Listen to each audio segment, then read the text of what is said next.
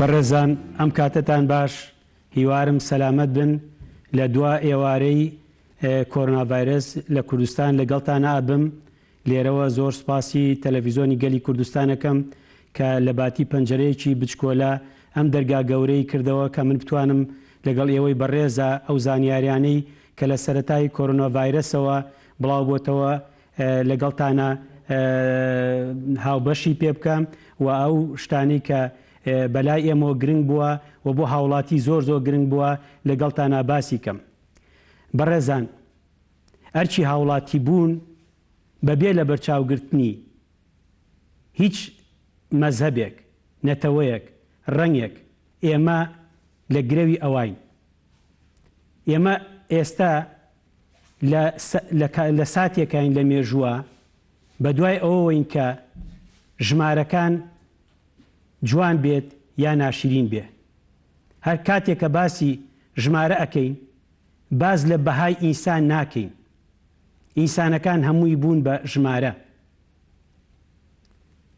مێژووی مرۆڤایەتی زۆر کارەساتی هێنا و زۆر کارەساتی برد، بەڵام هەر لە کۆتاییە ئەوە مرۆڤ بوو بە توانای عەقڵ و زانست توانی بەسەریا سەرکەوێ و لە ناخۆشترین ڕۆژەکانی یا با بڵێن کارەساتەکانی مێژووە بەسەریا سەرکەوت. هاوڵاتیان زۆر جار پرسیاریان بۆ دروست دەبێ بۆ وا بکەم و بۆ وا نەکەم، گلەیی لە کەسانی تر بکەین. بەڕێزان، من پێم وایە ئەکرێت لە ساتەناسکەکانی مێژووە ئینسان وەکو خۆر چۆن بە بەردەوامی هەم ڕووناکی و هەم گەرمی بە سروشت و بە ئینسانەیە بەبێ ئەوەی چاوەڕێی سوپاس لە هیچ کەسێ بکە.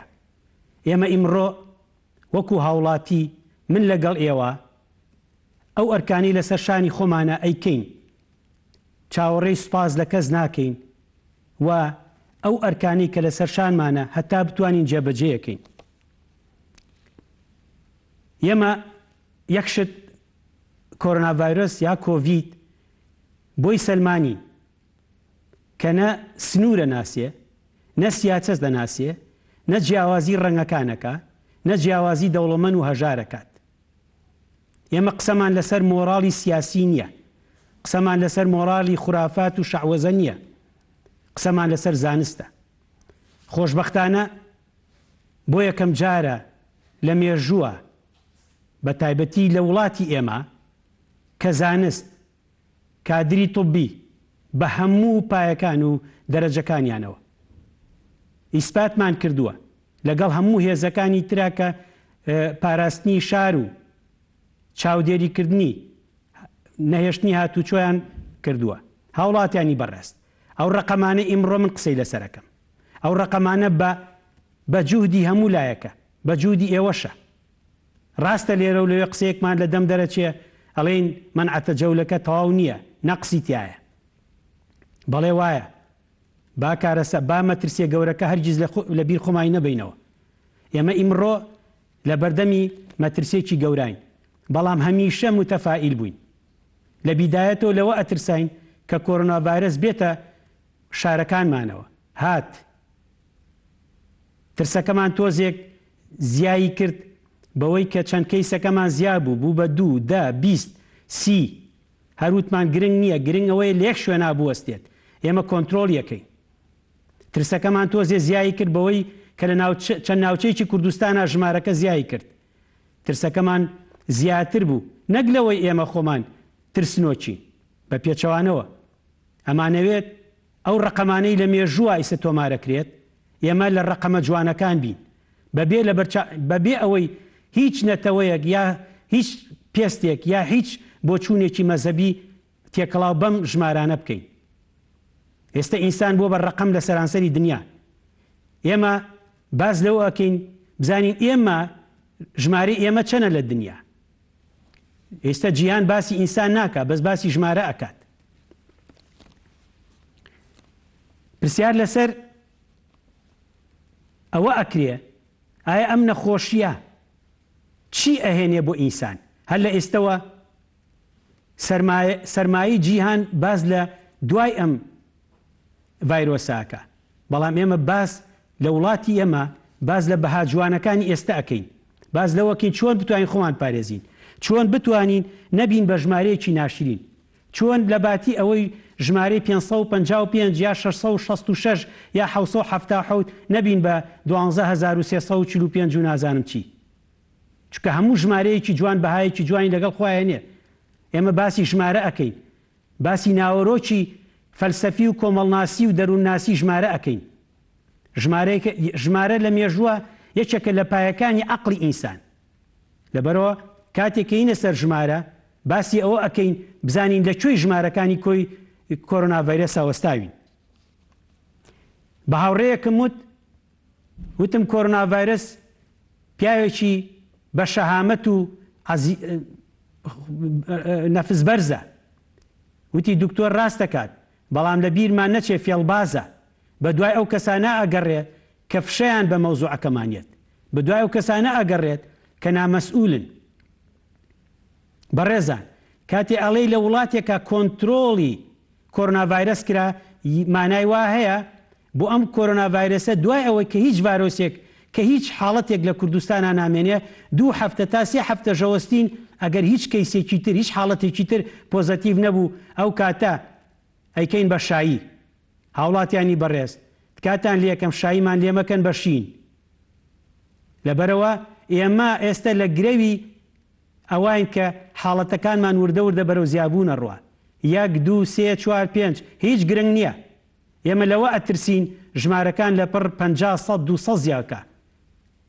ئەویش لەبەر توانای نەخۆشخانەکان و ئێستش ئێمە تەجروبەی ئیتالیا و ئیسپانیا و سکەندیناڤیا بەبێ ئەوەی ئەوان ئاگایان لە خۆیان بێ، ئێمە دەرسێکی گەورەمان فێری ئەوان کرد، ئەوانیش دەرسێکی گەورەیان ئێستا فێری ئێمە کرد. ڕقەمێکی زۆر زۆریان لە نەخۆش داغڵی نەخۆشخانەکانیان کرد بەبێ ئەوەی پرۆتۆکۆڵێک یان حسابێکی ئەوەیان کردبێ کە چی ئەگوزەرێ. ئیمڕۆ لە یەکێک لە ڕۆژنامەکانی وڵاتی بەریتانیا کە ناوی The Guardianە ئەڵێ نەخۆشخانەکانی ناو لەندەن تسونامی نەخۆشە. تسونامی ئەمانزانی ئەو بورکانە ئاویەیە کە نزیکەی 10 مەتر بەرزە بێتەوە 900 مەتر لە ئاخرجار ئەوە نە بەرز بوو 900 کیلۆمەتر لە سەعاتێکە ئەڕۆیشت و 10 مەتر بەرز بوو. هەموو خان و ماڵ و ئاو و سیارە و تێکگا. ئێستا وەسفی ئیمڕۆی لەندەنیان وا کردووە، ئەڵێت تسونامی نەخۆشە. ئەوروپای غەربی گەڕاونەتەوە بۆ 4 هەفتە لەمەوە پێشی مناقەشەکانی ئێمە، هەم لە مستەڵەحاتی طوبیە کە باسی ئەوەکەن ئەم ڤایرۆسە بە هەوا ئەجۆزرێتەوە یا ناجۆزرێتەوە. ئەم ڤایرۆسە بۆچی لە ئیسپانیاوایە بۆ لە ئیتالیاوایە. ئەوروپای غەربی دەستی کردو بە گلەییکردن لە یەکتری. بۆچی ئیسپانیا دەرسی لە ئیتالیا وەرنەگرت؟ هەمووتان لە بیرتانە من مناقەشەکانی یەکەمی نەخۆشخانەکانی ئیتالیان باس کرد کاتێک کە لێپرساوی ئەوەی ئەو دکتۆرەی پێشەوەی کۆرۆنا ڤایرۆس بوو، کاتێ نەخۆشێکی هەبووی کۆرۆنا ڤایرۆس گاڵتەی بە خەڵکەکە کرد. ئێمە شێتیە، ئەوە 3 نەخۆشی ئەنفلۆنزا مردن. مقابلەیانەکرد لەم تەلەڤیزۆنە چوو بۆ ئەو تەلەڤیزۆن، بەڵام نێزانی زانست و معریفەی ئینسان ئەگەر بەیەکەوە جوود نەبێت کارەساتێکی ئینسانی ئەخولقێنێ وەکەوەی کە لە ئێستا لە ئیتالیا ڕوە. ئێستا ئیتالیا لە هەموو وڵاتەکانی دنیاوە یارمەتی بۆیان. بەڕێزان حەزەکەمەوە بڵێم لە ئەوروپا مژدەی سەرکەوتن ڕائگەیەندێ ئێستا. بۆریس جۆنسن لە بەریتانیا ئەڵێ لە مودەی 3 مانگە کۆرۆنا ڤایرۆس ناهێڵم.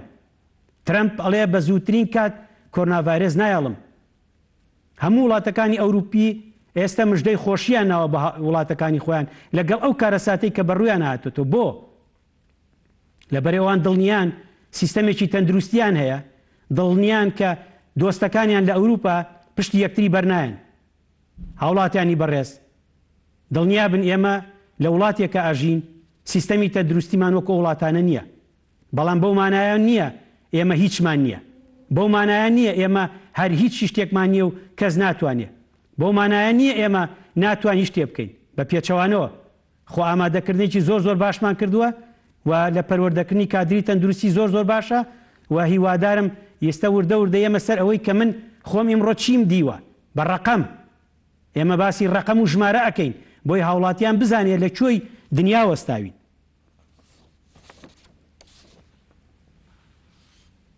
هەر ئیمڕۆ ئەو باسانەی کە ئێمە ئەمان کرد لە ناوەڕاستی مانگی دووە، لە سەرەتای مانگی دووە، لە کۆتای مانگی دووە. هەر ئیمڕۆ لە وڵاتی نەرویج ئیعلان کراوە کە پێویستیان بە 1,800,000 ماسکە.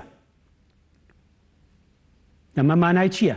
مانای ئەو وڵاتە ئێستا لە ماسکە نەقسی هەیە. ئێمە تازە باسی ماسک ناکەین.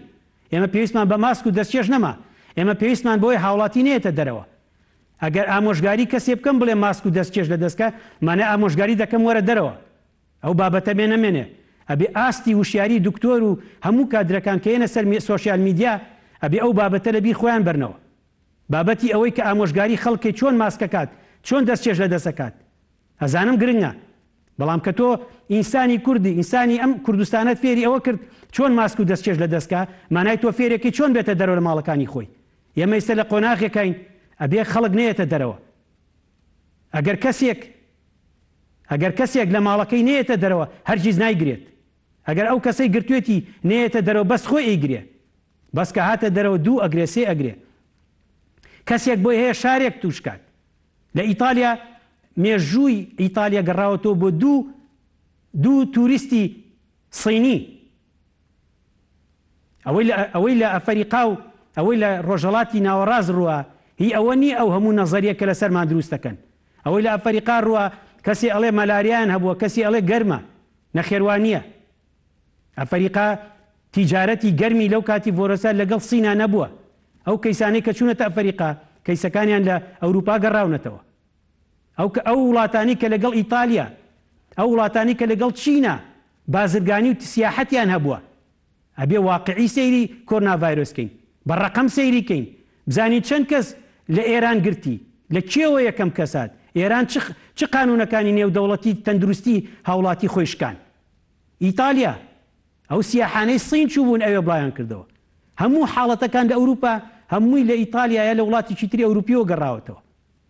ئەمریکا لە سینەوە بۆی چووە، تاکە لە ئەوروپاوە بۆی چووە. ئێمە لە ئێرانەوە بۆمان هاتووە، لە ئەوروپاوە بۆمان هاتووە. کەسێ پرسیارەکە ئەڵێ کورد خاوەنی چ نەوعێکە لەو ڤایرۆسە؟ ئێمە ئەڵێن هێشتا زووە. ئەبێ خۆمان بدۆزینەوە بزانین جۆری ڤایرۆسەکە چییە. ئێران بابەتەکانی خۆی بڵاو کاتەوە، ئەو حاڵەتانی کە لە ئەڵمانیا بۆمان هات، ئەوانەی کە لە سویدۆ بۆمان هات. ئەبێت چاوەڕێکن ئەو وڵاتانە بیدۆزنەوە بزانین ئێمە چیمان هەیە. بەڕێزان، ئێستا باسی کۆنتڕۆڵکردنی کۆرۆنا ڤایرۆسە لە سەرانسەری جیهانە.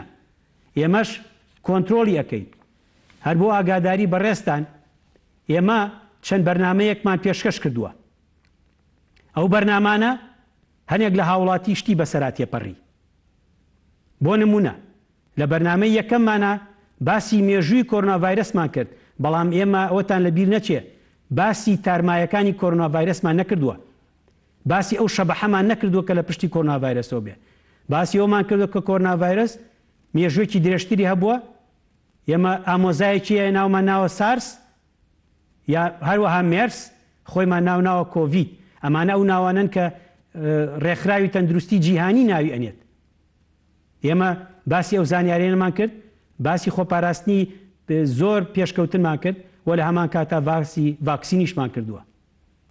لە باسی دووەمە کە باسێکی گرنگمان کرد، ئەویش باسی چۆنەتی تەشخیصی کۆرۆنا ڤایرۆسمان کرد. لە جیهانە تەواو بووە.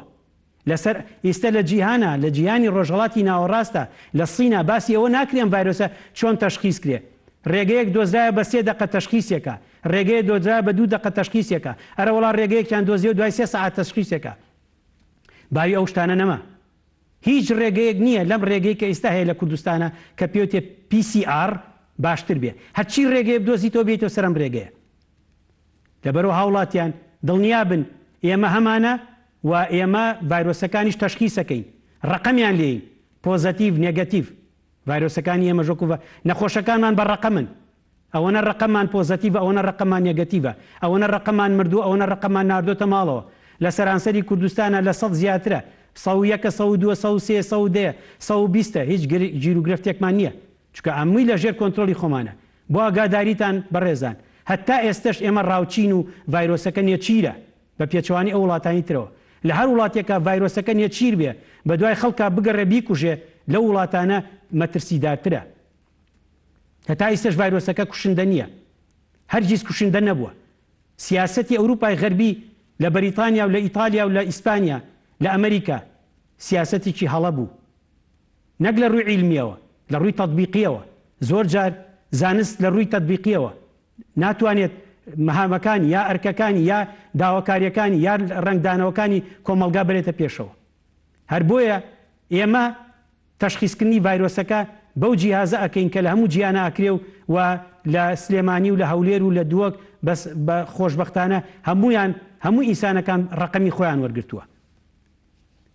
هەموویمان باس کردووە و پرسیارێکیشمان کردووە لە کاتی بەشی دووەمە لە کاتی تەشخیصە. ئایا ئێمە ئەزانین چ جۆرێک ڤایرۆسمانەیە؟ ئایا ئێستا یان ئێڵە یان وایە یان جۆرێکی ترە؟ جوابەکەمان وەرگرتوێتەوە هێشتا زووە، چونکە ئەبێ لێکۆڵینەوە بکرێت.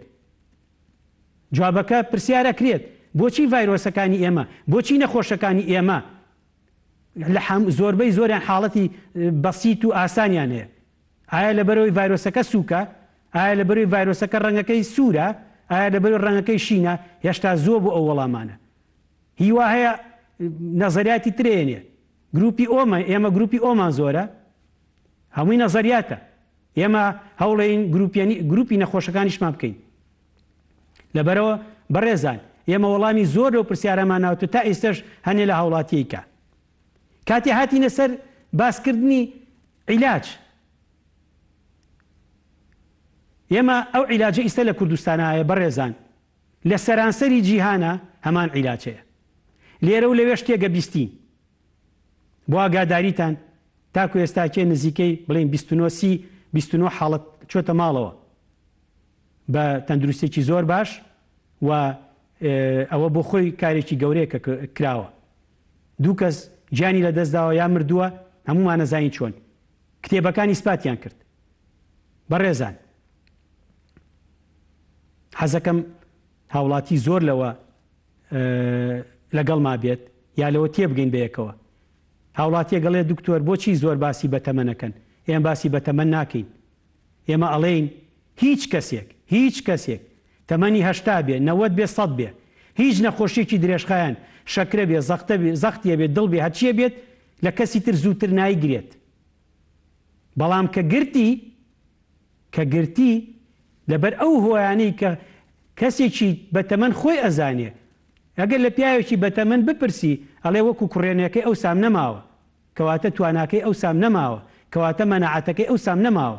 و ئەگەر نەخۆشی زەخت و شەکرە و گورچی لە و دڵ و هەرچێکی تریشی بێت، کەواتە ئەم کەسە کە گرتی تۆزێک لەوانی تر زیاتر قورسترە بێت. ئەگەر تەمەنی زۆر بێت و حاڵەتەکانی پێشووتر زۆر خراپێ، ئەوە حاڵەتەکەی لێ خراپە بێ. لەبەرەوە ئێمە کاتێک کە باسی عیلاجەکانمان کردووە، هەرچی ئەو عیلاجانەیە کە ئێستا لە عالەما بەکارێت بەڕێزان هەمانە. لێرە و لەوێ ئەڵێن فلان عیلاج دۆزرایەوە فلان عیلاج دۆزرایەوە. هەرچی ئەو عیلاجانەی بێجگە لەو پرۆتۆکۆڵاتانی کە هەمانە. ئێمە بە یەکەوە 3 جۆر ڤایرۆس ئەنتیڤایرۆس تێکەڵەکەین کە لە سارس یەکیشە، لە سینیش، لە ئەمریکاش، لە هەموو وڵاتەکانی دنیاییراوە. بۆ ئاگاداریتان ئەوەی کە پێوتێ سارسیەک نە ئەنتیڤایرۆسیشی دۆزرایەوە نە ڤاکسینیشی دۆزرایەوە. بۆ ئاگاداریتان لە 2002ەوە ئەگەر یەک ڤاکسین بۆ سارسیەک بدۆزایەتەوە ڕێک بۆ ئەمە بەکارە هات لەگەڵەوەی ڤایرۆسەکە خۆی گۆڕیوە. ئەو ئەنتیڤایرۆسانی کە بۆ سارسی یەک بەکارات ئێستش بەکاری هێنینەوە. هەنێ دەرمانی تر کە لە سارسی یەکە بەکار هات و کۆمەڵێ نەخۆش کە پێوترا کلۆراکوین، ئێستا هایدرۆکسی کلۆراکوین دەرچووە لە کۆمەڵێ لێکۆڵینەوەی بچکۆلە کاریگەری هەیە. ئێمە هەچ شتێک بۆ نەخۆشەکانمان باش بێت ئێمە بە ئەیینە هەموو شتێکمان هەیە. ئەمێنێتەوە سەر ئەوەی بڵێین هاوڵاتیانی بەڕێز ئەو ڤاکسینەی کە باسەکرێ فڵان دەوڵەت ڤاکسین دڵنیاتانەکەمەوە بەپێی ئەو زانیاریانەی هەتاکو ئێستا کە باسکراوە لەم بەرنامەیە و بەرنامەکانی تری سۆشیال میدیا، ئەو ڤاکسینەی کەیت لە ساڵی 2021 لەوانەیە لە بینی مانگی 2 مانگی 6 زۆربەی تەواو بێت. ئەکەوێتە سەر ئەوەی چ پێویستیەکیان پێێتی چەند ملیۆن ئەبێ بیکڕێ و بۆچی ئەکڕێ. ئایا لە ڕاستی ئەو ڤاکسینەی کێتە ناوە ئیسیفادەیە بیان نایبێت تا ئێستا کەس نایزانێ. بۆچی نەکەس نایزانێ؟ چونکە لەبەرەوەی ئێستا چێ وا پێچێ ئەم ڤاکسینە لە خۆگۆڕینێکی بەردەواما بێ.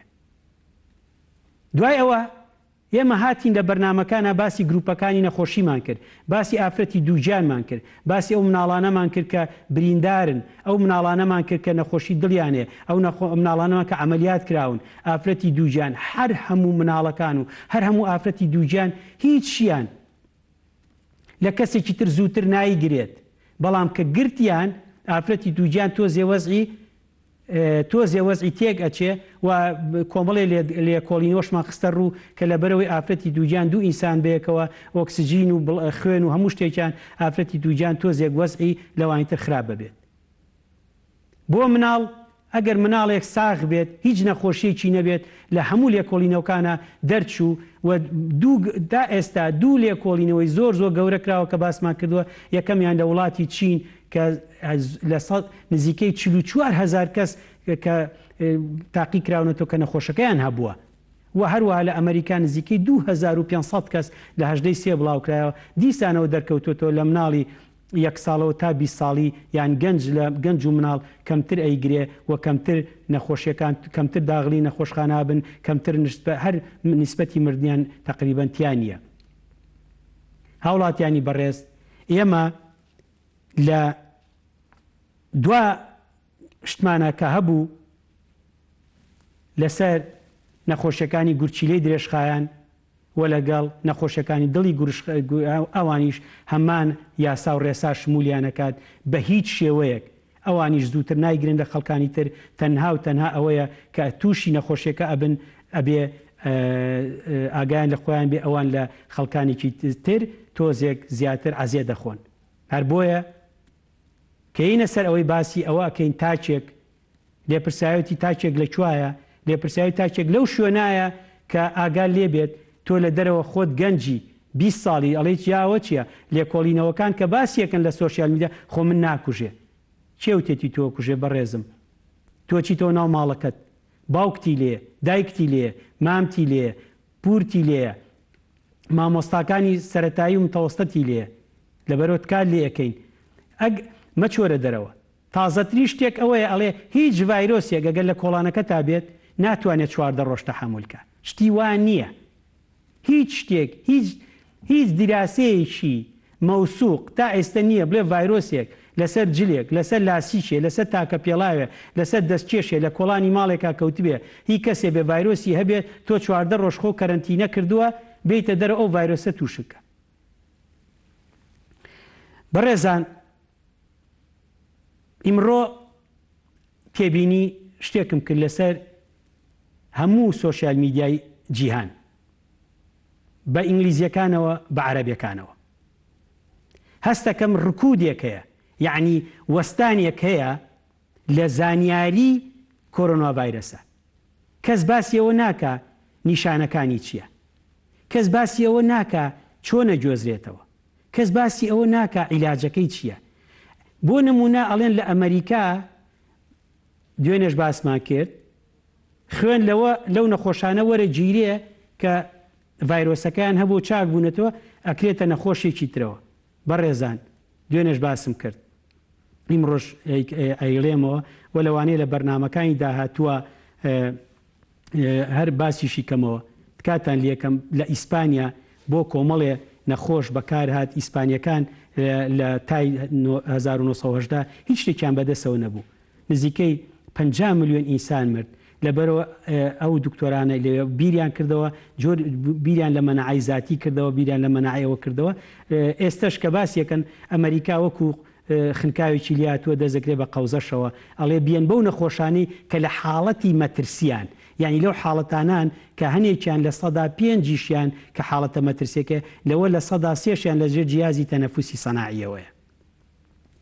ئەو شتانی تر کە لە سۆشیال میدیا ڕوویاوە هەستەکەم ڕکودێک لە باسی کۆرۆنا ڤایرۆسا هەیە. سیرەکەی خەڵکەکەی تر ئەمریکا و ئەوروپایەن باسی نەقد لە یەکتریەگرن بۆچی وامان لێ هات چۆن کۆنتترۆلیکەن.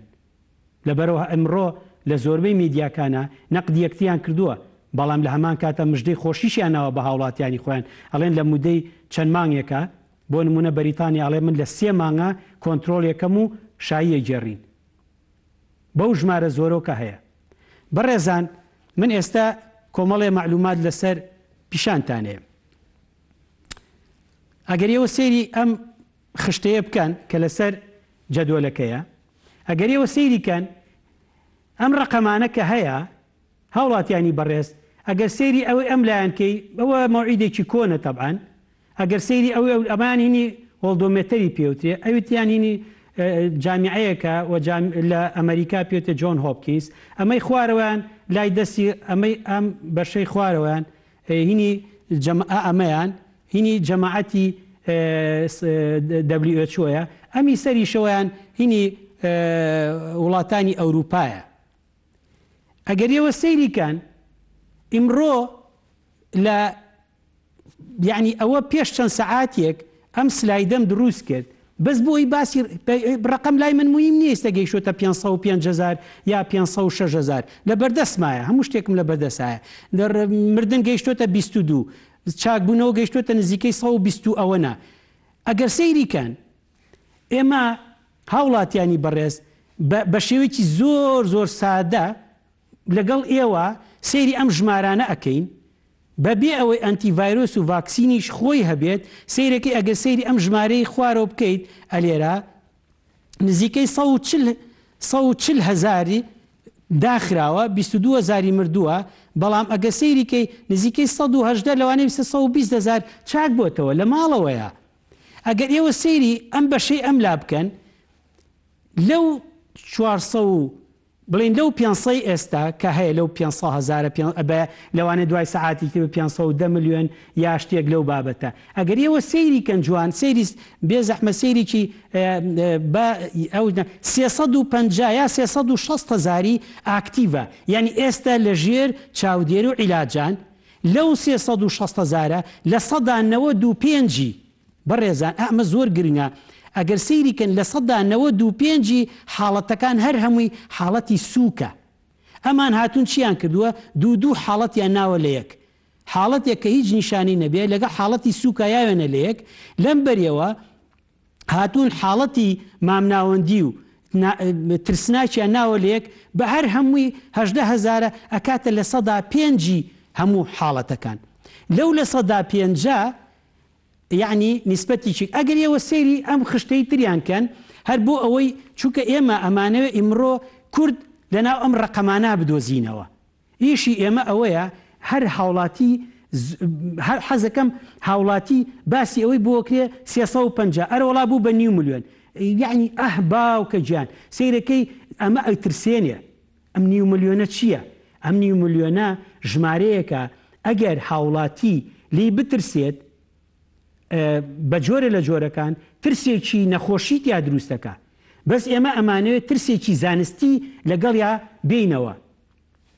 ئەگەر هاوڵاتی واز بێنێ بڵێ من خەڵکی کوردستان نیم، خەڵکی وڵاتێکی ترم کوردستانی شم نەدیوە، هاوڵاتی بەڕێزەوە ئەزانن هەرچی شوێنە سیاحەکانی دنیاە چۆڵە، هەرچی مزگەوتەکانی دنیاە بە مەکە و مەدینە و فاتیکانەوە چۆڵە. ئێوە ئەزانن هیچ جۆ ئیمڕۆ رووسیا ئیعلانی کرد هەرچی دوکان هەیە غەیری دوکانی خواردن ئەبێ هەمووی داخرێ. کەواتە ئەمە ئەو شتە نییە ئێمە گاڵتەی پێ بکەین، بەڵام ئێمە ئەمانەوێ نەچینە ناو ئەم ژمارەیە کە لێرە پیشانتانەیە. ئەگەر ئێوە سەیری جارێکی تری سەیری سلایدەکە ئەکەینەوە، سەیری ئەم سلایدە بکەین بێزەحمە با سەیریکی دەستخۆش. لەم سلایدا خەتێکی شینمان هەیە لەملا، ئەمە حاڵەتەکان بەگشتیە. ئەگەر سەیری خوارەوە بکەین نووسراوە 22/1، ئەمە 22/1. ئەگەر 22/1 تا 22/1 سین نێزانی چۆن ڤایرۆسەکە ئەجۆزرێتەوە. کۆمەڵێک ئەیان و لەوانەیە بە هەواوە بجۆزرێتەوە، کۆمەڵ ئەیان و دەسی تێوەیە لە 22/1 با ئاگاشتان لێبێ لە 16/12 سین تەشخیصی ڤایرۆسەکەی کردبوو. ئەو جیهازەی کە بۆ تەشخیصکردنی ئەم نەخۆشیە بەکارێت سین لە سارسی یەکەمە لە 2002 بەکاری هێناوە. لە 16/12 ڤایرۆسەکەی تەشخیص کردبوو نەی ئەزانی ناوی چی لێ بنێ. بەس 5 ساڵ لەمەوە پێش ئەیزانی سارسی 2 بەس نێزانی لەکوایە چۆنیەت بە چ شێوەیەگێت کە لە 22/2 دەرچوو سەیری کرد نزیکەی 6 هەفتەیە ئەم ڤایرۆسە بڵاوە بێتەوە هەتا بە خۆی زانی لە 22ەوە هەتاکو گەیشتە سەیری کە گەیشتە چۆ لەو فترەکەما لە مودەی مانگێکە 22 بۆ 22 ژمارەکە لە 582ەوە سەرەکەوێ بۆ نزیکەی 350,000 بەرامبەریشی ئەو پرتەقاڵیە هەر لە 22 سیرەکەی نسبەتی مردن زۆر کەمە بۆ چووکە لە بەروی ژمارەی نەخۆشکەمە ئێستا ئینسانەکان بەڕەقەم نین هەموو ئینسانی خۆیەتی یەکێک ناوی جۆیە یەکێ ناوی جینە یەکی ناوی جوونە یەکێ ناوی کامەرانە یەکێ ناوی فەتاحە یەکێ ناوی مایکڵە هێشتا ژمارەکە کەمە بەڵام لەگەڵ ژمارەکە زۆرە بێگە سەیرێکی سلایدەکە بکەینەوە لەگەڵ زۆربوونی ژمارەکە شینەکە کە زیایەکە مردن زیایەکە بەڕێزانم ئەمەوێ لێرە بێمە سەرە و خاڵە بۆچی ئێمە ئەڵێین مەنعەتە جەور بۆچی ئێمە ئەڵێین تکاتان لی ئەەکەین بۆی ژمارەمان زۆر نەبێت کە ژمارەمان زۆر بوو چیمان زۆرە بێت مردنمان زۆرە بێت کە ژمارەمان زۆر بوو شوێنی خەستەخانەمان نامێنێ کە ژمارەمان زۆر بوو وەکو هەنێ لەو دکتۆرانی کە لە ئەوروپاوە تەلەفۆنمان بۆکەن ئەڵێ هاوار هەتا ئێرە زۆر باشتان هێناوە منیش بەڕاستی مرتاحم منیش بەڕاستی متەفائیلم و ئەو هاوکاریەیە کە هەمومان بەیەکەوە گەیشتونێتە ئێرە یعنی ئەو ژمارەی تا ئێستا دروستمان کردووە ئەگەر زیاییکەین لێمان ئەمرێ دڵنیا بە لێمان ئەمرێ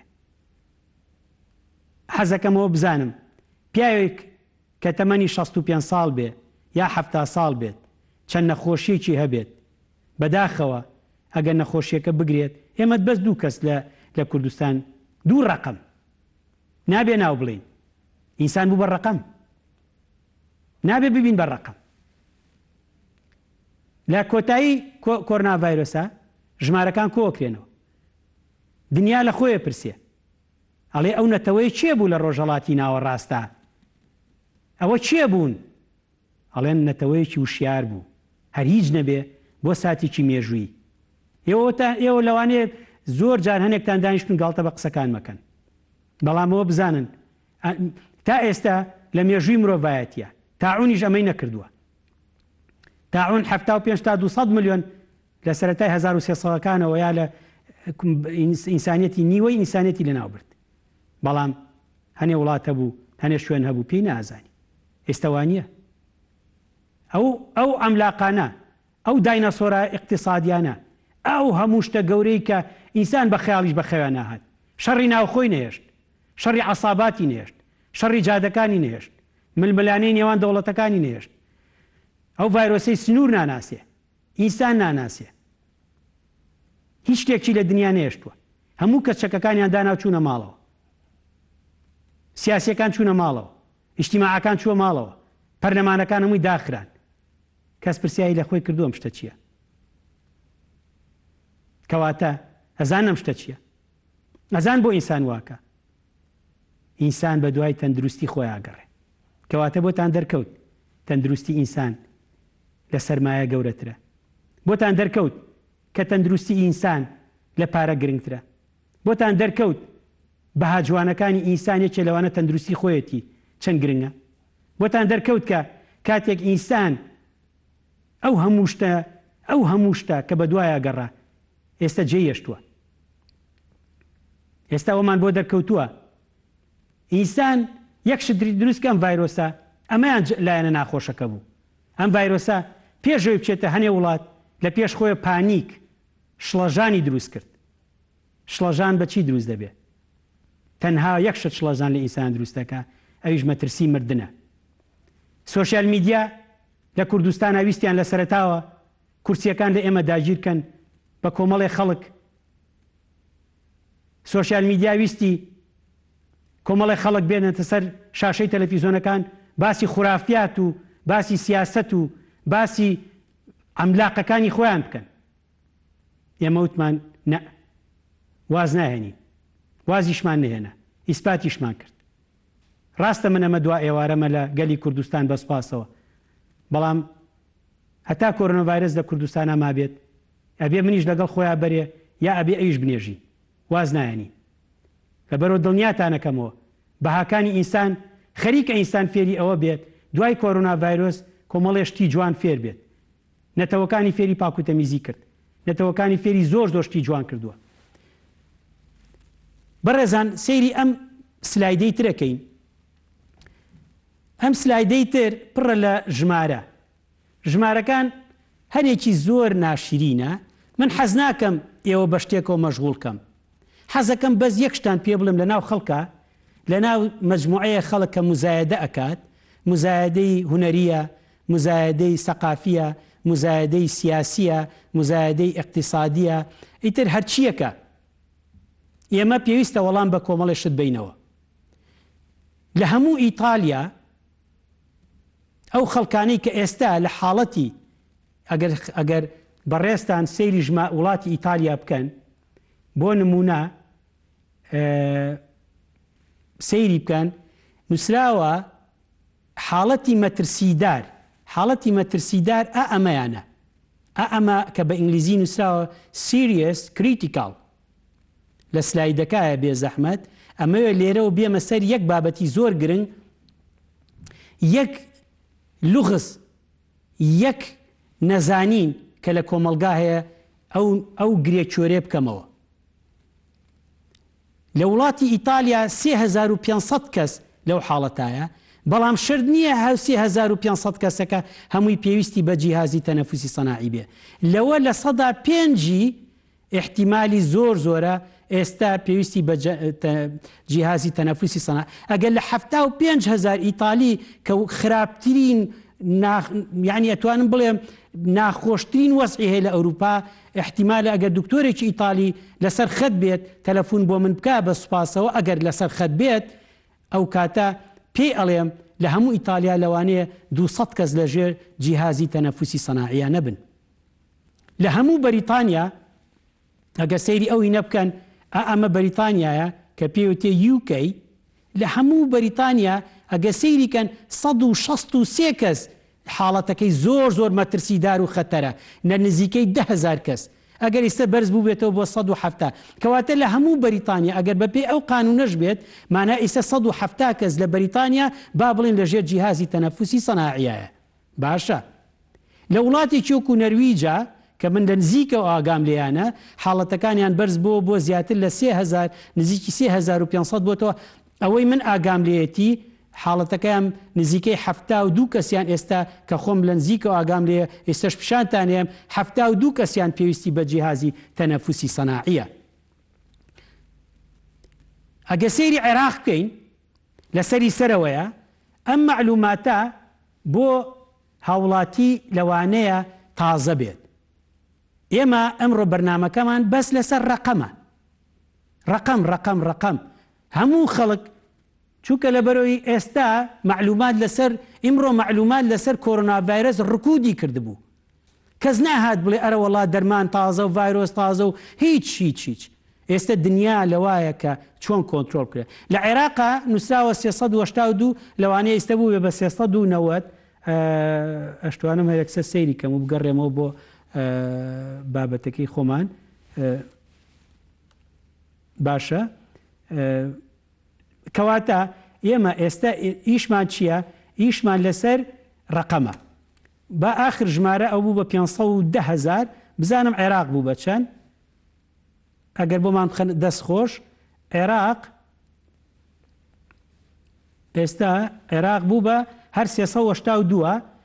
لە عێراقا شتێکەیە حەزەکەم بە هاوڵاتیان بڵێم، پێم خۆشە بچینەوە بۆ سلایدەکانمان، چونکە سلایدەکانمان جوانتر دیارە. ڕقم ئێستا لێرە لە سلایدەکانە شتێکتان پیشانەیە، ئەمەوێ گرێکچۆرەیەک لە مێشتی ئینسانی کووردا دروستکەم بکەمەوە. ئەویش ئەوەیە هەر باسی یعنی یەک کۆمەڵە خەڵک لە ناو شارە باسی جیهازی تەنەفوسی سەناعیە. ئێمە لە یەکێک لە ئێوارەکانە باسمان کرد ئێمە ئێستا ئەوە نەمان جیهازی تەنەفوسی سەناعی هەیە کە نەک 110 کەس یا 120 کەس ئەگەر هەموو حاڵەتەکانی کوردستان بەبێ 5,000یش ئێمە جیهازی تەنەفوسی سەناعیمان هەیە. ئێمە کەی پرسیار لەسەر جیهازی تەنەفوسی سەناعی بوو بەڕێزانمان سیاسیەکانمان خوێنەوارەکانمان ئێمە پرسیارمان لەسەر کادر و ستافی تەندروستیە. تکاتان لێ ئەەکەم با نەیکەین بە مزایدە من ئیمڕۆ چووم نەخۆشخانەی شەید ئاسۆم بینیوە لەوانەیە ئێوە بزانم من درۆ ئەەکەم یا فشە ئەەکەم نەخۆشخانەیەکم بینیوە بڕواتان بێت ڕسمەکەی بگری بزانن چەند وڵات لە دنیا ئەو شوێنەی دروست کردووە 34 جیهازی تەنەفوسی سەناعی دانراوە هەمووی تازە بە هەموو شتێکەوە کە تۆ بەدڵتە. من لە یەک شت ترسامتم زانێ ئەو جیازەی تیان نییە تۆ بڵێ کە چوم لێ بەڕێز کاکتۆر وشیارم بینی لەوێ بوو لەگە کاکتۆ عەبدوڕەحمان کە مدیری نەخۆشخانەکەیە کە چوین بەناوێ گەڕاین و دڵنیا بووم کە ئەوەشی لێیە هەر زۆر مرتاع بووم هەموو شتێکی لێیە. ئێمە شەرت نییە سیتی سکان لە هەموو شوێنێکە هەبێ ئێمە گەیشتنەوە قەناعەتە لەبەرەوە حەزەکەم چمەوە سلایدەکەتان پیشان بم ئەگە سەیری عێراقکەن لەسەری سەرەوە باوا بڵێن ئێستا چەنە ئەگەر لە عێراق یەک مشکیلەمانەیە لە حاڵەتی مەترسیدارە هیچ تەشخیص نەکراوە نەنووسراوە چەند. پێم وایە لە عێراقا ئەبێ شتێکە بێت معقول نییە ئێمە 36 کەس یا 37 کەسمان مردبێ هیچ کەس نەخراوەتە ژێر جیهازی تەنەفوسی سەناعیەوە. ئێمە دوو کەسەکەی سلێمانی زۆر وازەحە فریای ئەو جیازە نەکەوتن یەکێکیان فریای نەخۆشخانەش نەکەوت ئەوتیان چەند سەعاتێک و جانی لە دەزا. کەواتە ئەگەر ئێمە سەیریکەین یەکێ لەو شتە گرنگانەی کە لەم شتەی عێراقا هەیە لە سەری سەرەوە ئەگە سەیریکەن بۆ نمونە ئەمەی عێراق ئەلێرە نووسراوە 105 لەوانەیە هەفتەکەی تر ببێ بە 120 بەپێ ئەو خەریتەی کە ئێستا چێ سیرمان کرد لە عێراقا ئێستا حەزەکەم چووکە هەستەکەم کۆمەڵی خەڵک ئەخوێنێتەوە ئەمەی خواری خوارەوە ئەمەیان بێ زەحمە لەگەڵما بە یەشتا 382 ئەوە کەس مردووە 105 کەس چۆتە ماڵەوە ئێستا لە هەموو عێراقا 240 حاڵەتمانەیە ئاکتیف یعنی کە ڤایرۆسەکەی پێوەیە بینە سەر کوردستان ئینە سەر با بزانم باشە ئێمە بەڕێزانینە سەر کوردستان بزانین ئێمە ئەوان خۆم ئێمە سەر کوردستان باسیەکەم ئێستا کۆمەڵێ ژمارە کۆمەڵێ قسەی کرد ئێستا لە باتی ئینسان قسە بکە ڕقم قساکە لە باتی ئینسان قسە بکە ڕقم قساکە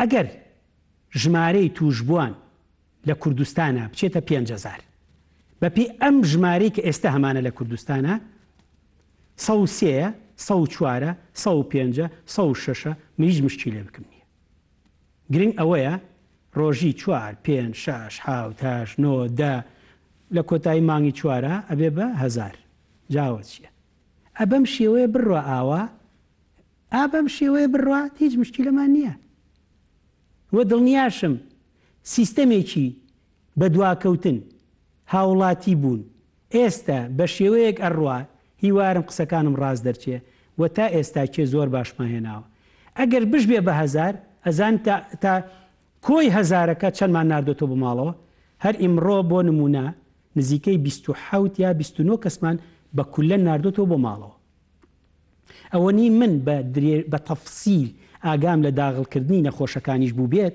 هەم لە سلێمانی هەولە هەولێر پێم وایە لەم 2-3 ڕۆژە لە هەولێر مەجموعەیە نەخۆشمان ئامادەیە بچێتە ماڵەوە لە دوو نەخۆشمانەی ئەگەر نەبوو بێ بە 34 هێشتا بین نییە بەڵام ئەوە ئاگامان لیانە هێشتا تازە تەشخیص بوون ئەوان 10 ڕۆژ 14 ڕۆژی تریان پێچی و وەزعیان باش بەڕێزانەزانین لەم نەخۆشانی کە هەمانە چەندیان نیشانیان هەیە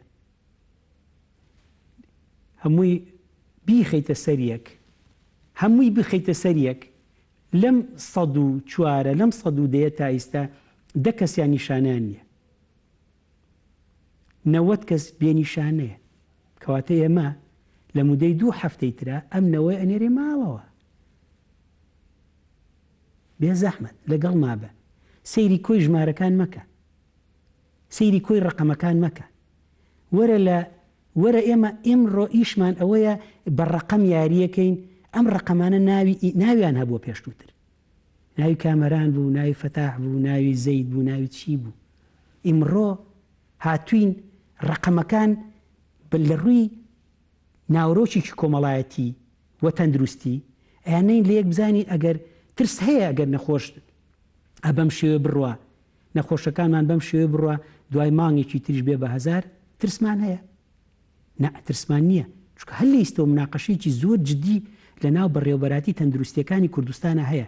ئەو نەخۆشانی کە نیشانەیان نییە بۆ داغڵیان کەین، بۆ کادری تۆبیان پێ هیلاکەین. کەواتە ئێمە ئێستا لانی کەم ئەمان توانی هەشتایان لە ماڵەوەدانین، یان لە شوێنێکە دایانین خوان مەراقەبەیانکەین. چاو لێ؟ کەواتە ئێمە ئەو پرسیارە عەزیمەی کەلامان دروست بوو، لای ئێوەش دروست بوو، ئێمەش ناتوانین وەڵامی پێبینەوە، چونکە هیچ لێکۆڵینەوەیکی زانستیمان پێ نییە و هیچ جۆرە لێکۆڵینەوەیکی زانستی شتا ئێستا بێجگەلەوەی سین دەرنەچووە کە وتیان لە ووهان ئێڵە ڕەنگە شینەکەیە لە دەرە ووهان، ئێستا ڕەنگە سوورەکە. قبولمان کرد، بەس هێشتا زووە. تەمەنی نەخۆش، تەمەنی هەموو ڤایرۆسەکە 3 مانگە بێجگە لە شەبەحەکەی. ئەم ڤایرۆسە تارماییەکی هەیە، ئەوە لە بەرنامەیەکی ترا باسی یەکەم. ئەگەڕێمە بۆ لاتان بام هەفتەیە کۆتایی بێت، من لە بیدایەتی شەوتومە دەرگام لەسەر هیچ مێدیایەکدا نەخستووە، دەرگام لەسەر هیچ سۆشیال میدیایەکدا نەخستووە، بەڵام هەر خۆم هەر لە کولا خۆم ڕەم نێگەتیڤە لەسەر سۆشیال میدیای کوردی. ئەوە خۆی دیار بوو لە بیدایەتەوە ویستیان چ خورافاتێ دروستکەن و بیکەن، یعنی ئێمە لابرن و ئێستاش بۆیان کرێ بەخوا شەقێکم تێڵێن لامە بن، بەڵام تازە چی بکەن؟ ینی خەڵک گەڵێ قسە بکە. لەبەرەوە هاوڵاتیانی بەڕێز باوا دابنین لە کۆتایی مانگی 4 ژمارەی توشبوو لە کوردستانە ئەبێ بە 600.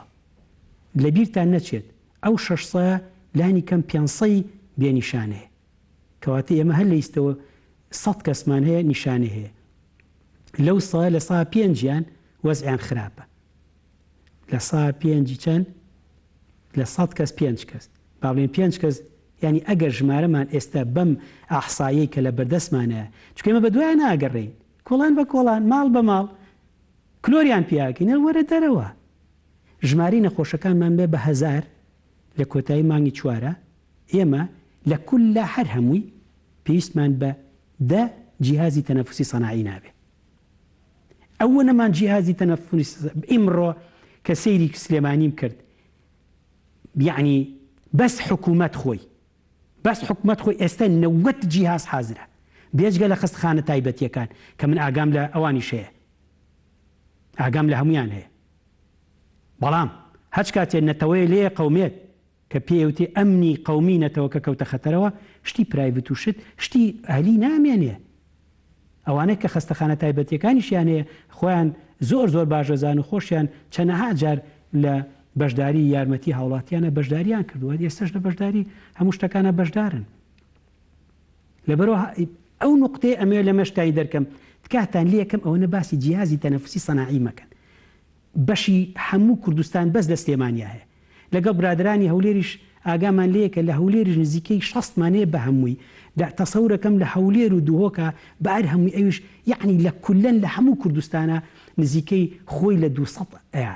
ئەم 200 بەشی نزیکەی 30,000 توشبووی ڤایرۆسە، چونکە لەو 40,000 ئیسپات بووە ئەمە لەو ئێمە سەر سلایدێکی تر ئەلێ ئێمە جیهازی تەنەفوسی سەناعیم تەواو کرد، مزایدەی کەس پێوە نەکە، سیستەمەکەمان شتێکی ترە، کادرەکەمان کەمە. ئێمە ئیمڕۆ کاکتۆر وشیار و دکتۆرەکانی تر و دکتۆر هەڤاڵ کە لێرە بوو هەموو تەکیدیان لەسەرەوە کردەوە، دەوراتی مکەسەفەیە بۆ کادرەکان.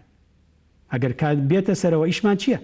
هەریەکەمان بە دوار 10 جیهازە و دانیشین، بەڵام شتی وانە لە کوردستانە لە ژیانە 20 جیهازی تەنەفوسی سەناعیمان پێویست نابێ. شتی وان نییە، ئەوە هەمووی ڕقەمە، ئاگامان لە هەموو دنیاە. ئەوە کەس ناتوانێت بچێتەوە ڕقەمانەوە بچێ وڵات بە وڵات بە من ئەچم وڵات بە وڵات لە نەرویجا 3500 کەسیان جیازی تەنەفوسی سەناعی داناوە. من خۆمە زانم 25 ساڵ لە خستخانەکەی نەوروج ئیشەکەم و لە سویدیشم کردووە. من ئەزانم ئەوان چۆن تەعامل لەگەڵ نەخۆشاکەن. لەبەرەوە ئەگە سەیری ئەم سلایدە بکەین، ئەمەوێ باسێکی بەریتانیا بکەم بەداخەوە. ئەمە لە بەریتانیا لە 15 زۆر بەداخەوە یەک نەخۆشیان هەبووە، یەک لە 15 ئەلێرە تەنها یەک نەخۆش. هەمومان بینیمان سیاسەتی بەریتانی سیاسەتی مەناعی جەماعی، وەرگرتنی مەناعی جەماعی وازیان دێبێنە بە هەموو خەڵک بیگرێ. ئەوە وردە ئەگەر سەی سلایدەکە بکەن وردە کەیسەکان دەرچوو لە 15 لە 15 تەقیەوە. ئیتر کەیسەکان ڕۆی بۆ ئاسمان، ئەو بوو لە 24 سێ تەحمل نەکرا. بەریتانیا ئەو حاڵەی بەسەر هات کە بەسەری هات. ئێستا ژێم باسێکی بۆ نمونە ئەمە یەکێکە لە وڵاتەکانی سکەندناڤیا، وڵاتی نەرویجە. ئەگەر ئێوە سەیریکەن ڕقم هەفتاکە کە لە ناوە ڕاستە نووسراوە، ئەو هەفتایە نووسراوە جیهازی تەنەفوسی سەناعی. لەو هەفتایان 14 کەسی مردووە، ڕقم 14کە مردووە. لەم سەرەوە 3254کە ئەمە ئەحسایی خۆیانە، پەیوەندی بە منەوە نییە. خۆیان لە ئینتەرنێت لە سایتی خۆیان نەشیان کردووە.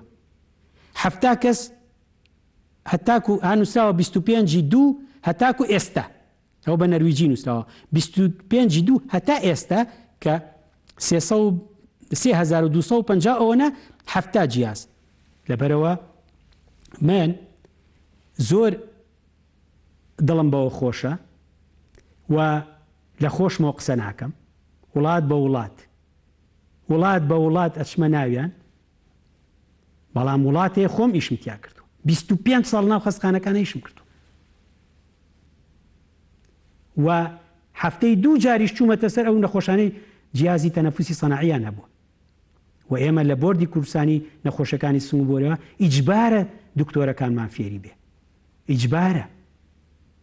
هەمووشمان کردووە، هەموو دکتۆرەکانیشمان ئەیزانێ، هیچ مشکلەمان نییە. ئەگە سەیری ئەو سلایدە بکەینەوە جارێکی تر، لەگەڵ بەرزبوونەوەی ژمارە لەو ڕۆژەی کە زۆر لەو ڕۆژە کە لە بڵین لە 26 مانگە زۆرترین ژمارە تەشخیصە بێ، لەو ڕۆژە سەیرەکەی زۆرترین جیهازی تەنەفوسی سەناعی بەکارێت. کەواتە ژمارەکان پێمان ئەڵێت بابینە سەر عێراق، شتێکی تر لەسەر عێراق بڵین. لەوانەیە بۆتان بزانین لە عێراقا چی باسە. لە عێراق شتێک باسە. من وا مەزانی لەوانەیە بۆ چوونیان بۆ جیازی بۆ نەخۆشی ترسناکە بێت چی بێت. ئەگەر سەیری ئەو سلایدە بکەن لای دەستی ڕاست ئێرە، ئەوەی لەسەر 105 چاک بۆتەوە، لەوانەی ئێستا زیاتر بێ 105 لە 382 چاک بۆتەوە. لەو 105 کە چاک بۆتەوە یان چەند کەس لەوە چەند کەس مردووە 36 141 داخرا، کەیسەکانیان داخرا و لێبووە، بەڵام وەرنەچینە ئەم لاوە نووسراوە ئاکتیڤ یعنی چی؟ یعنی ئێستا هەیانە. لەوەی کە ئێستا هەیانە ئەگەر ئێوە سەیریکەن 241 لەو 241 نووسراوە 100% هەر هەمووی کەیسی سووکە. ئەمە مانای چییە؟ ئەگەر وا بێ بەڕێزان، یعنی ئێستا ئێمە ژمارەیەکمان لە بەردەسایە، ئەم ژمارەیە پڕە لە معلومات. باشە تۆ ئەگەر حاڵەتی خەتەر بە سوورەکە نووسراوە 0، ئەمە یا معلوماتەکە غەڵەتە لێرە، ئەمە خەتای چییە؟ خەتای چییە معلوماتە یاوە؟ بەس لەو بەر 36 مردووە، کەواتە ئەو 36 نەخراونەتە ژێر جیازی تەنەفوسی سەناعی. چاو لێیە پرسیارێ دروست بووە لەم هاوکێشەیە. ئەم پرسیارە من دروستێکم، بەس پرسیارەکە لە ئێوەی هاوڵاتی ناکەم، لە خۆم یەکەم. لە عێراق تاکو ئێستا چێ کەس جیهازی تەنەفوسی سەناعی بەکارنێناوە. 382 کەیسمان هەیە. 100 ئەو نەچۆتە ماڵەوە 36 کەس مردووە. دوانەکەی دوانەکەی کوردستان وازەحە کە چۆن مردوون جیهازی تەنەفوسی سەناعیان ناویست. کەواتە ئەم ژمارانەی عێراق پێمانەڵێ ئەگەر ببێ بە 10 ئەوە نەش کەواتە ئێمە 10 جیهازی تەنەفوسی سەناعیمان پێویستە بێ ئەگەر پێویستیشمان بێت.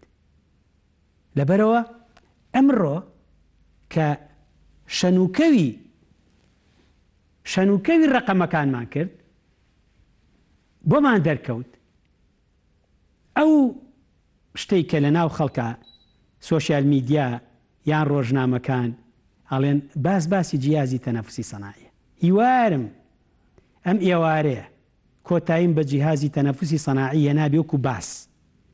هەمانە لێشی مەترسن ئەگەر حاڵەتی کوردستان بۆ 10,000 بەس بێتەوە ئێمە جیهازی تەنەفوسی سەناعیمان هەیە.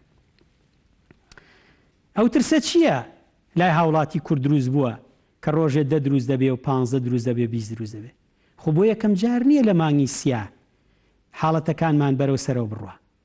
ئایا ئەمە بۆ یەکەم جارە لە مانگی سیا 10 نەخۆشیە 20 نەخۆشیاسە لە عێراقا تەشخیص بێ؟ نەخێر.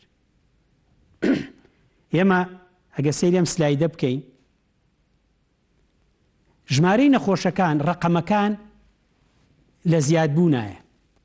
بەڵام ئەگەر سەیریشی بکەن سەیری ئەمەی خوارەوەیان بکەن پێی ئەوترێ حاڵەت بە حاڵەت ڕۆژ لەگەڵ ڕۆژ یعنی ڕۆژەکەی هێناوە نووسێتی 4 و 6 و 8 و 10 و 12 و 14 و هەتا 24 مانگی تایە. ئەگەر سیرکەن ڕۆژی 18 مانگ زۆر تەشخیص بووە، ڕۆژی 16 مانگ، ڕۆژی 12 مانگ، ڕۆژی 24 مانگ. کەواتە تەشخیصی نەخۆشی لە عێراقا بەڕێزان تەشخیصی نەخۆشی لە عێراقا پەیوەندی بە ئەوەیە ئێمە بتوانین چەند فەحسکەین. ئەگەر ئێمە ئێستا ئیمکانیەتمان هەبوایە بمانتوانایە ڕۆژی وەکو کۆریای جنوبی بەچی بردیەوە دەکە دەستی پێکرد لە 1000ەوە هەتاکو 3000 ڕۆژانە فەحسیە کرد. بەوە هات شتێکی زۆر گەورەی بردەوە توانی کۆنترۆڵ کە نێگەتیڤ و یعنی حاڵەتی پۆزەتیڤ و نێگەتیڤ. ئێمە ئەوەی کە لە بەردەستمانە ئێستا ژمارەیە. بەڕێزان ئەوەنەی کە ئێستا ئەمەوێت جارێکتر بیڵێمەوە ئێمە لە کوردستانە ژمارەکەمان خۆشبەختانە لەسەر خۆ ئەڕوات. ڕۆژی سیان، ڕۆژی چوار، ڕۆژێ دەمان هەبووە، ڕۆژێ 12مان هەبووە، ئەو ڕۆژەی دەمان هەبووە، ڕۆژی دوای 5مان نردوێتەوە. لەبەرەوە بەڕێزان ئاگاتان لە یەکشت بێ سەیری کولی کەیسەکان مەکەن. ئێمڕۆ ئەڵێ ئەگەر لێی چێپرسی ئەڵێ چەندمانەیە ئەڵێ 105 بۆ نمونە 103 بۆ نمونە باش ئەبوو بە چەند هەرۆڵا 3 کەیس 1 کەیس لە دنیا ئێستاکێ هەوکو پێم وتن بڕۆن سەیری بچون سەیری گۆڤارەکانی دنیاکەن. ئەو مناقەشەی سەر لە ئەوروپای غەربیە 3 هەفتە لەم پێشکردمان خەڵک شەڕی مستەڵەحاتی بە منەفرۆشت لە بیدایەتەوە. ئەم زاراوە تۆ بێ چۆن وایە ئەوە چ وایە چ بەحسێکە پێ چ ئەوت پێ هەموویمان تێپەڕە. بە دڵنیاییەوە حەزەکەم یەکشتان پێ بڵێ کۆرۆناڤایرەس تێپەڕێنین. ئەوروپا بەو ئێستا بەو ڕسمە شێواوە بەو ڕسمە شڵەژاویەوە باز لە کۆنترۆڵ و سەیتەرەی کۆرۆناڤایرۆسەکە. ئێمە ئێستاچێ ئەبێ باز لەوە بکەین کە لە کۆتایی مانگی 4 شایی بکەین. لەبەرەوە تکاتان لێکم پابەندی ڕێنمایەکان بن، تکاتان لێکم من ئێستش لەسەر جادەکان من نەمەنعەتە جەو لە بینمونە هیچ بەخوا. ئەمە ینی من لە وەکو هاوڵاتیە خۆم حەزەکەم پێتان بڵێم بەڕاستی چاکمان هێناوە بە یارمەتی هەموو لایەک، بەڵام ئێمە ئەمانەوە لەوە باشتر بێت. ئەگەر بچینەوە ماڵەکانی خۆمان دوای 3 هەفتە بینەوە دەرەوە 1 کەیس لە کوردستان نامێنێ 3 هەفتە هەموو چاگە بێتەوە کەسیش نایەتە دەرەوە ناو کۆڵانەکان ئەگەر ڤایرۆسی چتیابێ ئەوی ژەمرێت. هیوارم توانی بێتم وەزعی کوردستانم لە ناو ڕقەمەکانی دنیا لە ناو ڕقەمەکانی کوردستانە پێشکەش بە ئێوەی بەڕێز کرد بێت. زۆر سوپاستانەکەم. من پاوسێک ینی کاتێک ئیساحەتێکی بچکۆلە وەرەگرم و من لێرە خواحافیزیتان لێ ئەەکەم و هیوارم سەرکەوتوو بن و دڵنیاشتانەکەمەوە سەرکەوتووە بین و ئەوەی ئێوە کردوتانە ئەوەی ئێوەش بەردەوامی ئەیکەن جێی شانازیە بۆ هەموو لایەک. ڕێز و سڵاوم هەیە، ئێوارەیەکی خۆش.